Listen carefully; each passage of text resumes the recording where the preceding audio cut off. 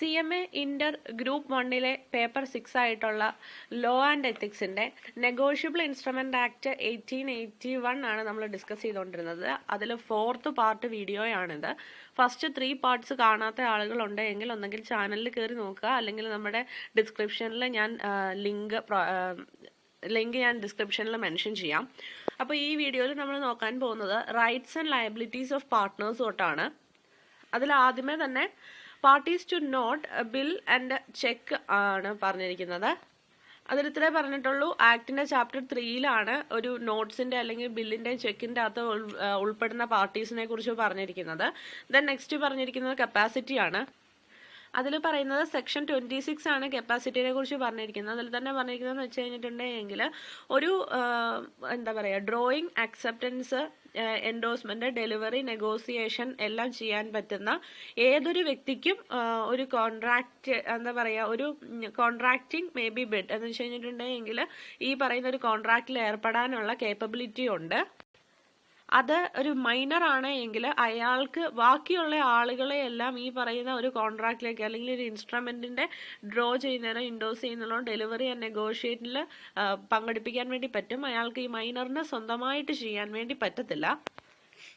പിന്നെ നെക്സ്റ്റ് പാരഗ്രാഫിൽ പറഞ്ഞിരിക്കുന്നതെന്ന് വെച്ച് കഴിഞ്ഞിട്ടുണ്ടെങ്കിൽ ഒരു കോർപ്പറേഷന് ഈ പറയുന്ന നെഗോഷ്യബിൾ ഇൻസ്ട്രുമെന്റ്സ് ക്രിയേറ്റ് ചെയ്യാൻ വേണ്ടി പറ്റത്തില്ല. പക്ഷെ ചില സമയങ്ങളിൽ നിയമപരമായിട്ട് നിയമം enforces under the law for the time being in force ആണ് പറഞ്ഞിരിക്കുന്നത്. അങ്ങനെയുള്ള സാഹചര്യങ്ങളിൽ കോർപ്പറേഷൻസിനും ഈ പറയുന്ന ഇൻസ്ട്രുമെന്റ്സ് ക്രിയേറ്റ് ചെയ്യാൻ വേണ്ടി പറ്റും എന്നുള്ളതാണ് കപ്പാസിറ്റിയിൽ പറഞ്ഞിരിക്കുന്നത്.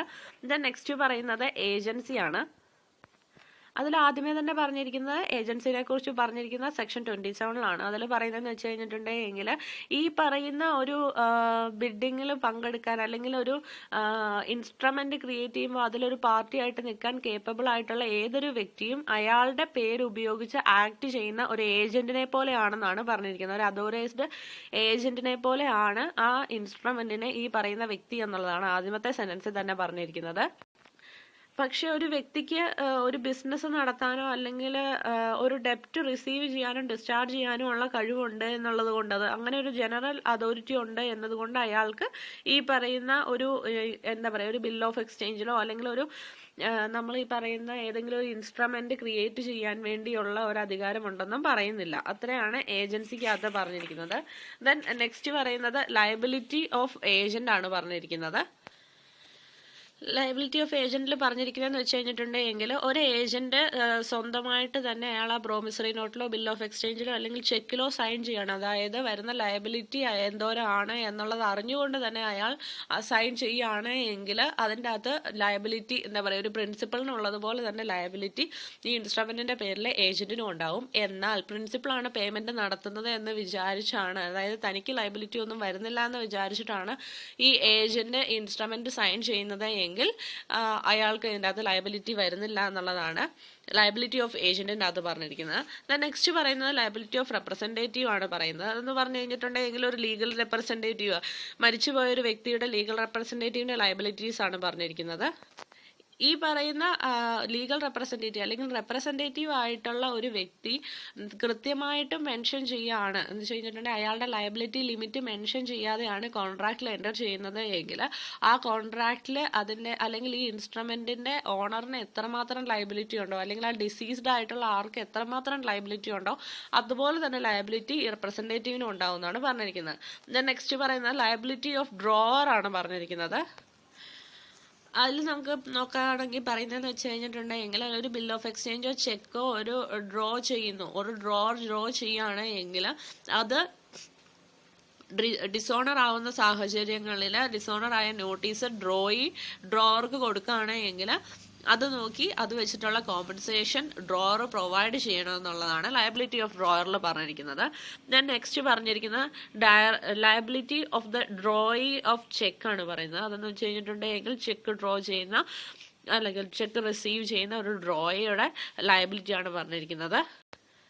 അതിൽ പറയുന്നതെന്ന് വെച്ച് കഴിഞ്ഞിട്ടുണ്ടെങ്കിൽ ഇപ്പം ഞാനൊരു വ്യക്തിക്ക് ഒരു ചെക്ക് കൊടുക്കുന്നു, അതിൽ ഇത്ര രൂപ ഇത്ര ദിവസത്തിനുള്ളിൽ എന്ന് പറഞ്ഞിട്ടുണ്ടാവും. പക്ഷേ അതിന് നമുക്ക് എപ്പോഴും ഒരു കണ്ടീഷൻ ഉണ്ട്, ആ ദിവസം ആകുമ്പോഴത്തേക്കും നമ്മുടെ അക്കൗണ്ടിൽ പൈസ ഉണ്ടായിരുന്നിരിക്കണം. അതായത് നമ്മൾ ആ കൊടുക്കുന്ന ചെക്ക് ഏത് ബാങ്കിൻ്റെ ആണോ ആ ബാങ്കിലെ നമ്മുടെ അക്കൗണ്ടിൽ ആ പൈസ എമൗണ്ട് ഉണ്ടായിരിക്കണം. അങ്ങനെ ഇല്ലാത്ത സാഹചര്യത്തിലാണ് ചെക്ക് മടങ്ങുക എന്ന് പറയുന്നത്.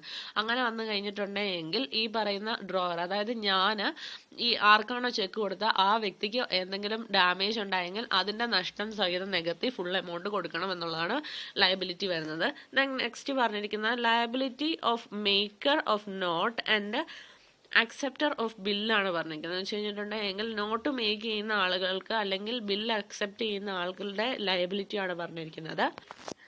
അതിൽ പറയുന്നതെന്ന് വെച്ച് കഴിഞ്ഞിട്ടുണ്ടെങ്കിൽ ഇപ്പം നോട്ട് അല്ലെങ്കിൽ ബില്ല് ക്രിയേറ്റ് ചെയ്യുന്ന ഒരാൾ അല്ലെങ്കിൽ മേക്കറോ അക്സെപ്റ്ററോ ആയിട്ടുള്ള ഒരാൾ ഓൺ ടൈമിൽ അതിൻ്റെ പേയ്മെൻറ്റ് നടത്താൻ വേണ്ടി പറ്റാതെ വരികയാണ് അയാൾക്ക് എങ്കിൽ പിന്നീട് അതിലുണ്ടാവുന്ന നഷ്ടം സഹിതം ഏതെങ്കിലും ഒരു പാർട്ടിക്ക് നഷ്ടം ഉണ്ടാവുകയാണെങ്കിൽ അത് സഹിതം ഈ പറയുന്ന മേക്കർ ഓർ അക്സെപ്റ്റർ നികത്തേണ്ടി വരും എന്നുള്ളതാണ് പറഞ്ഞിരിക്കുന്നത്. ദെൻ നെക്സ്റ്റ് പറയുന്നത് only drawee can be acceptor except in need or for honour ആണ് പറഞ്ഞിരിക്കുന്നത്. അതിൽ പറയുന്നതെന്ന് വെച്ച് കഴിഞ്ഞിട്ടുണ്ടെങ്കിൽ ഡ്രോയ്ക്ക് മാത്രമേ അക്സെപ്റ്റർ ആയിട്ട് മാറാൻ വേണ്ടി പറ്റത്തുള്ളൂ. അതായത് ഡ്രോയ്ക്ക് മാത്രമേ ഈ പറയുന്ന ബിൽ ഓഫ് എക്സ്ചേഞ്ചോ അല്ലെങ്കിൽ ഈ പറയുന്ന ഇൻസ്ട്രുമെന്റ്സ് എന്തെങ്കിലും റിസീവ് ചെയ്യാൻ വേണ്ടി പറ്റത്തുള്ളൂ. എന്താ പറയുക, except in need or honour, need in വേറെ എന്തെങ്കിലും സാഹചര്യങ്ങളില്ലാത്ത സമയത്ത് ഈ പറയുന്ന ഡ്രോയ് തന്നെ ആയിരിക്കും അക്സെപ്റ്റർ എന്നുള്ളതാണ് പറഞ്ഞിരിക്കുന്നത്. ദെൻ നെക്സ്റ്റ് പറയുന്നത് acceptance by several drawees not partners ആണ് പറഞ്ഞിരിക്കുന്നത്. അതിൽ പറയുന്നതെന്ന് വെച്ച് കഴിഞ്ഞിട്ടുണ്ടെങ്കിൽ സെവറൽ ഡ്രോയീസ് ഉണ്ട്, പക്ഷെ അവർ പാർട്ട്നേഴ്സ് ഒന്നുമല്ല, വേറെ വേറെ സെപ്പറേറ്റ് ഇൻഡിവിജ്വൽസ് ആയിട്ടുള്ള ആളുകൾ ഡ്രോയീസ് ആയിട്ട് വരികയാണ്. അങ്ങനെയുള്ള സാഹചര്യങ്ങളിൽ അവർക്ക് ഓരോരുത്തർക്കും അവനവൻ്റെ ഈ പറയുന്ന ഇൻസ്ട്രുമെന്റ് കൈപ്പറ്റാൻ വേണ്ടി പറ്റും. പക്ഷേ മറ്റൊരാളുടെ ഇൻസ്ട്രുമെന്റ് അയാളുടെ ബിഹാഫിൽ കൈപ്പറ്റാൻ വേണ്ടി ഇതിൽ ആർക്കും പറ്റില്ല എന്നുള്ളതാണ് പറഞ്ഞിരിക്കുന്നത്. ദെൻ നെക്സ്റ്റ് പറയുന്നത് ലയബിലിറ്റി ഓഫ് ഇൻഡോസർ ആണ് പറഞ്ഞിരിക്കുന്നത്. അതിൽ പറയുന്നതെന്ന് വെച്ച് കഴിഞ്ഞിട്ടുണ്ടെങ്കിൽ ഒരു ഇൻസ്ട്രുമെന്റ് ഡ്രോ ചെയ്തത് ഡിസോണർ ആവുന്നു അല്ലെങ്കിൽ അതിൽ എന്തെങ്കിലും മിസ്റ്റേക്ക് ഒക്കെ വരികയാണ് എങ്കിൽ അത് ഡ്രോ ചെയ്യുന്ന ആള് എൻഡോസർ ആണ്. ആ വ്യക്തി എന്തെങ്കിലും മിസ്റ്റേക്ക് വരുത്തുകയാണ് എങ്കിൽ പിന്നീട് ഈ പറയുന്ന സെക്കൻഡ് പാർട്ടിക്ക് അല്ലെങ്കിൽ ഡ്രോയിക്ക് അല്ലെങ്കിൽ എൻഡോസിക്ക് ഉണ്ടാവുന്ന നഷ്ടങ്ങൾ ഈ പറയുന്ന അല്ലെങ്കിൽ എന്തെങ്കിലും അങ്ങനെ സംഭവിച്ചുകൊണ്ട് എന്തെങ്കിലും ഡാമേജ് ഉണ്ടായാൽ അതിന്റെ ലോസ് സഹിതം എൻഡോസർ വഹിക്കേണ്ടി വരും എന്നുള്ളതാണ് ലയബിലിറ്റി ഓഫ് എൻഡോസറിൽ പറഞ്ഞിരിക്കുന്നത്. നെക്സ്റ്റ് പറയുന്നത് liability of prior parties to holder in due course ആണ് പറഞ്ഞിരിക്കുന്നത്. അതിൽ പറയുന്നതെന്ന് വെച്ച് കഴിഞ്ഞിട്ടുണ്ടെങ്കിൽ ഈ പറയുന്ന ഇൻസ്ട്രുമെന്റ് സാറ്റിസ്ഫൈഡ് ഒരാളി സാറ്റിസ്ഫൈഡ് ആകുന്നത് വരെ എന്ന് വെച്ച് കഴിഞ്ഞാൽ അതിന്റെ ടൈം കഴിയുന്നോടം വരെ ഈ പറയുന്ന holder and due course negotiable ഇൻസ്ട്രുമെന്റിന്റെ പേരിൽ ബാക്കിയുള്ള പാർട്ടീസിന് ഈച്ച് പ്രയർ പാർട്ടീസിനോടും ലയബിൾ ആയിരിക്കും എന്നുള്ളതാണ് പറഞ്ഞിരിക്കുന്നത്. ദെൻ നെക്സ്റ്റ് പറയുന്ന time maker drawer and acceptor principles എന്നാണ് പറഞ്ഞിരിക്കുന്നത്. അതാണ് ആ വേർഡ്സ് ആണ് എക്സ്പ്ലെയിൻ ചെയ്തിരിക്കുന്നത്. സെക്ഷൻ 37 വന്നിരിക്കുന്നത്.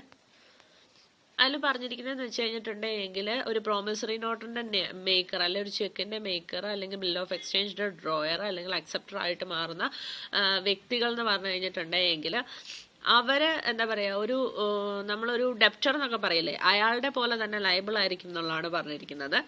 ദെൻ നെക്സ്റ്റ് പറയുന്നത് prior party principal and respect of each subsequent പാർട്ടിയാണ് പറഞ്ഞിരിക്കുന്നത്. ഇതിൽ പറയുന്നതെന്ന് വെച്ച് കഴിഞ്ഞിട്ടുണ്ടെങ്കിൽ ഓരോ പ്രയർ പാർട്ടിയും ഒരു ഷുവർട്ടീനെ പോലെയാണ്. എന്തെങ്കിലും ഒരു സെപ്പറേറ്റ് കോൺട്രാക്ട് ഇല്ലാത്ത സമയത്ത് ഉണ്ടാവുന്ന നഷ്ടങ്ങൾക്ക് ഒരു പ്രിൻസിപ്പൽ ഡെപ്റ്റർ എന്ന നിലയിൽ എന്ന പോലെ തന്നെ അവർ ഈ പറയുന്ന പ്രയർ പാർട്ടീസ് സബ്സിക്വന്റ് പാർട്ടിക്ക് വേണ്ടി എപ്പോഴും ലയബിൾ ആയിരിക്കും എന്നുള്ളതാണ് പറഞ്ഞിരിക്കുന്നത്. നെക്സ്റ്റ് പറയുന്ന ഷുവർട്ടിഷിപ്പ് ആണ് പറഞ്ഞിരിക്കുന്നത്. അത് നമുക്ക് അറിയാവുന്നതാണ്. നമ്മൾ പറയില്ലേ ജാമ്യം നിൽക്കുക എന്നൊക്കെ പറയില്ല, അതാണ് ഷുവർട്ടിഷിപ്പ് എന്ന് പറയുന്നത്.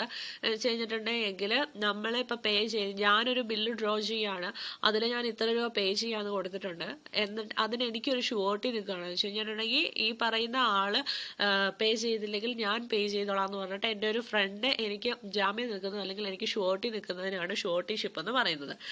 ദെൻ നെക്സ്റ്റ് പറയുന്നത് അതിൽ ഷുവർട്ടിഷിപ്പിൽ ഫ്രണ്ട് തന്നെ ആണോ എന്നില്ല കേട്ടോ, ആരും ആകാം. അങ്ങനെ വരുമ്പോൾ എന്ന് വെച്ച് കഴിഞ്ഞിട്ടുണ്ടെങ്കിൽ ഈ ഫസ്റ്റ് പാർട്ടി ഈ പറയുന്ന എമൗണ്ട് പേ ചെയ്തില്ല എങ്കിൽ ഈ ഷുവർട്ടി ആയിട്ട് നിൽക്കുന്ന ആൾ അതിൻ്റെ അകത്ത് പേയ്മെന്റ് നടത്തേണ്ടി വരും. ദെൻ നെക്സ്റ്റ് പറയുന്നത് ഡിസ്ചാർജ് ഓഫ് ഇൻഡോസേഴ്സ് ലയബിലിറ്റി ആണ് പറഞ്ഞിരിക്കുന്നത്. അത് പറയുന്നതെന്ന് വെച്ച് കഴിഞ്ഞിട്ടുണ്ടെങ്കിൽ ഒരു ഹോൾഡർ ഓഫ് ദി ചെക്ക് എന്ന് വെച്ച് കഴിഞ്ഞിട്ടുണ്ടെങ്കിൽ ഇൻഡോസർ അറിയാതെ തന്നെ ഇൻഡോസറിൻ്റെ പേരിലുള്ള ഈ പറയുന്ന എന്തെങ്കിലും എമൗണ്ട് പേ ചെയ്യാനുണ്ടെങ്കിൽ ആ എമൗണ്ട് ഇൻഡോസിൻ്റെ പേരിലുള്ള എമൗണ്ട് ഒരാൾ പേ ചെയ്യുന്നു, അല്ലെങ്കിൽ destroy or impairs the endorsers remedy against a prior പാർട്ടിയാണ് പറയുന്നത്. അങ്ങനെ വന്നു കഴിയുമ്പോൾ മെച്യൂരിറ്റി ഡേറ്റ് കഴിഞ്ഞിട്ട് പേയ്മെൻറ്റ് നടത്തിയ പോലെ തന്നെ കണക്കാക്കുമെന്നുള്ളതാണ് പറഞ്ഞിരിക്കുന്നത്. ദെൻ നെക്സ്റ്റ് പറയുന്നത് അക്സെപ്റ്റർ ബോണ്ട് ഓൾ ദോ എൻഡോഴ്സ്മെന്റ് ഫോഗ്ഡ് ആണ് പറഞ്ഞിരിക്കുന്നത്. അതിൽ പറയുന്നതെന്ന് വെച്ച് കഴിഞ്ഞിട്ടുണ്ടെങ്കിൽ ഫോഗ് സംഭവിക്കുന്ന സാഹചര്യങ്ങളെ കുറിച്ചാണ് പറഞ്ഞിരിക്കുന്നത്. എന്ന് വെച്ച് കഴിഞ്ഞിട്ടുണ്ടെങ്കിൽ ഒരു ബില്ല് അക്സെപ്റ്റ് ചെയ്ത ആള് ഓൾറെഡി അത് എൻഡോസ് ചെയ്തതാണ് എങ്കിൽ അയാൾ അതിന്റെ ലയബിലിറ്റിയിൽ നിന്ന് പിന്മാറുന്നില്ല, അല്ലെങ്കിൽ അയാളുടെ ലയബിലിറ്റി ഇല്ലാതാകുന്നില്ല എന്നുള്ളതാണ് അവിടെ പറഞ്ഞിരിക്കുന്നത്. നെക്സ്റ്റ് പറയുന്നത് acceptance of bill drone in fictitious name ആണ് പറയുന്നത്. എന്ന് വെച്ച് കഴിഞ്ഞിട്ടുണ്ടെങ്കിൽ ഒരു ഫിക്റ്റീഷ്യസ് നെയിമിലുള്ള ഒരു നെയിമാണ് ഈ പറയുന്നിരിക്കുന്ന ബില്ലിലുള്ളത് എങ്കിൽ ആ ബില്ല് അക്സെപ്റ്റ് ചെയ്യുമ്പോൾ ഹോൾഡർ ആൻഡ് ഡ്യൂ കോഴ്സിനോട് കൂടി ഡിസ്കസ് ചെയ്തിട്ട്, അല്ലെങ്കിൽ ഹോൾഡർ ആൻഡ് ഡ്യൂ കോഴ്സിൻ്റെയും കൂടി ഒരു ക്ലെയിം ഉണ്ടായിരിക്കണം എന്നുള്ളതാണ് പറഞ്ഞിരിക്കുന്നത്. ദെൻ നെക്സ്റ്റ് പറയുന്നത് negotiable instrument made without consideration ആണ് പറഞ്ഞിരിക്കുന്നത്. അതിൽ പറഞ്ഞിരിക്കുന്നതെന്ന് വെച്ച് കഴിഞ്ഞിട്ടുണ്ടെങ്കിൽ ഒരു നെഗോഷ്യബിൾ ഇൻസ്ട്രുമെന്റ് ഡ്രോ ചെയ്യുകയാണ്. അതിൽ ഒന്നെങ്കിൽ അതിന്റെ കൺസിഡറേഷൻ എന്താണെന്ന് മെൻഷൻ ചെയ്യാതിരിക്കുകയോ, അല്ലെങ്കിൽ മെൻഷൻ ചെയ്തിരിക്കുന്ന കൺസിഡറേഷൻ എന്താ പറയുക അതൊരിക്കലും നമുക്ക് ചെയ്യാൻ പറ്റാത്ത കാര്യങ്ങളാണ്, അല്ലെങ്കിൽ നമ്മളെ കൊണ്ട് ആ പറയുന്ന വ്യക്തിയെ കൊണ്ട് ചെയ്യാൻ പറ്റാത്ത കാര്യമാണ് എങ്കിൽ അത് നമുക്ക് എന്താ പറയാ അതിനൊരു വാലിഡിറ്റി ഇല്ലാതെ പോവുകയാണ് ശരിക്കും ചെയ്യുന്നത്, അല്ലെങ്കിൽ അതിന്റെ വാല്യൂ നഷ്ടപ്പെടുന്നത്, അതിന്റെ വാല്യൂ ഇല്ലാന്ന് കണക്കാക്കുക. അല്ല അത് ഓൾറെഡി ഈ പറയുന്ന നമ്മൾ ഹോൾഡറിന്റെ അടുത്തേക്ക് ട്രാൻസ്ഫർ ചെയ്തത് കഴിഞ്ഞതാണ് എങ്കിൽ ട്രാൻസ്ഫററിന്റെ അടുത്ത് നിന്ന് എമൗണ്ട് ഡ്യൂ ആയിട്ടുള്ള എമൗണ്ട് റിക്കവർ ചെയ്യാനുള്ള ഒരു ഇതാണ്, ഒരു റൈറ്റ് ആണ് ഹോൾഡറിനുള്ളതായിട്ട് പറഞ്ഞിരിക്കുന്നത്. ദെൻ നെക്സ്റ്റ് പറയുന്നത് partial absence or failure of money consideration ആണ് പറഞ്ഞിരിക്കുന്നത്. ഇതിൽ പറയുന്നത് വെച്ച് കഴിഞ്ഞിട്ടുണ്ടെങ്കിൽ ഒരു മണി അല്ല നമ്മൾ കൺസിഡറേഷൻ ആയിട്ട് വെച്ചിരിക്കുന്നതെങ്കിൽ, അല്ലെങ്കിൽ പാർഷ്യൽ ആയിട്ട് ഒരു കൺസിഡറേഷൻ മണി അല്ല എങ്കിൽ, അല്ലെങ്കിൽ പാർഷ്യൽ ആയിട്ടുള്ള ഒരു കൺസിഡറേഷന്റെ ആബ്സെൻസ് ഉണ്ട് എങ്കിൽ അവസാനം എന്തോരമാണോ ആബ്സെന്റ് ആയിട്ട് വരുന്നത്, അല്ലെങ്കിൽ എന്തോരമാണോ കുറവ് വരുന്നത് അത് ഹോൾഡർക്ക് ഏറ്റവും ഇമ്മീഡിയറ്റ് റിലേഷനിലുള്ള ഈ എന്താ പറയുക ഈ പറയുന്ന ഇൻസ്ട്രുമെന്റ് ക്രിയേറ്റ് ചെയ്ത ആളുടെ ഇമ്മീഡിയറ്റ് റിലേഷനിലുള്ള ആളുടെ അടുത്ത് നിന്ന് മേടിക്കാൻ വേണ്ടി പറ്റും എന്നുള്ളതാണ് പറഞ്ഞിരിക്കുന്നത്. ദെൻ നെക്സ്റ്റ് പറയുന്നത് partial failure of consideration not consisting of money. ഇവിടെയും പറയുന്നത് അത് തന്നെയാണ്, partial failure of consideration not consisting of money ആണ് പറയുന്നത്. എന്ന് വെച്ച് കഴിഞ്ഞിട്ടുണ്ടെങ്കിൽ മണി അല്ലാതെ വേറെ എന്തെങ്കിലും ഒരു സാധനം നമ്മൾ ഈ പറയുന്ന കൺസിഡറേഷൻ ആയിട്ട് വെച്ചിട്ട് അതിന്റെ ഒരു പാർഷ്യൽ പേയ്മെന്റ് നടക്കാതെ വരുന്ന, അല്ലെങ്കിൽ പാർഷ്യൽ ആയിട്ട് അത് ചെയ്യാൻ വേണ്ടി പറ്റാതെ വരുന്ന സാഹചര്യങ്ങളിൽ ഈ പറയുന്ന ക്രിയേറ്ററിന്റെ അല്ലെങ്കിൽ മേക്കർ ഓഫ് ദ ബില്ലിന്റെ ഇമ്മീഡിയറ്റ് റിലേഷനിലുള്ള ആളുടെ അടുത്ത് നിന്ന് അത് നമുക്ക് റിക്കവർ ചെയ്യാൻ വേണ്ടി പറ്റും. ദെൻ നെക്സ്റ്റ് പറയുന്നത് holder's right to duplicate of lost ബില്ലാണ് പറഞ്ഞിരിക്കുന്നത്. ഇതിൽ പറഞ്ഞിരിക്കുന്നതെന്ന് വെച്ച് കഴിഞ്ഞിട്ടുണ്ടെങ്കിൽ ഒരു ബില്ലിന്റെ മെച്യൂരിറ്റി ഡേറ്റ് എത്തുന്നതിന് മുമ്പ് ആ സാധനം ഹോൾഡറിന്റെ അടുത്ത് നിന്ന് നഷ്ടപ്പെട്ടു പോവുകയാണ്, അതായത് ഇൻസ്ട്രുമെന്റ് നഷ്ടപ്പെട്ടു പോവുകയാണ്, അല്ലെങ്കിൽ ബില്ല് നഷ്ടപ്പെട്ടു പോവുകയാണ് എങ്കിൽ മറ്റൊരു ബില്ല് എഴുതി കൊടുക്കാൻ വേണ്ടി നമുക്ക് ഈ പറയുന്ന മേക്കറിന്റെ അടുത്ത് ആവശ്യപ്പെടാം. അയാളത് ചെയ്യാൻ തയ്യാറായില്ല എങ്കിൽ അയാളെ ഇത് ചെയ്യാൻ വേണ്ടി കമ്പൽ ചെയ്യാമെന്നുള്ളതാണ് പറഞ്ഞിരിക്കുന്നത്. അപ്പൊ ഈ പാർട്ടിൽ ഇവിടം വരെയാണ് ഉള്ളത്. അടുത്ത പാർട്ടിൽ ഡിസോണർ ഓഫ് നെഗോഷ്യബിൾ ഇൻസ്ട്രുമെന്റ് ആണ് പറയുന്നത്. കഴിഞ്ഞ 3 പാർട്സ് കാണാത്ത ആളുകളുണ്ട് എങ്കിൽ നമുക്ക് ഞാൻ അതിന്റെ ലിങ്ക് ഡിസ്ക്രിപ്ഷനിൽ മെൻഷൻ ചെയ്തിട്ടുണ്ട്. Okay, study well, all the best, thank you.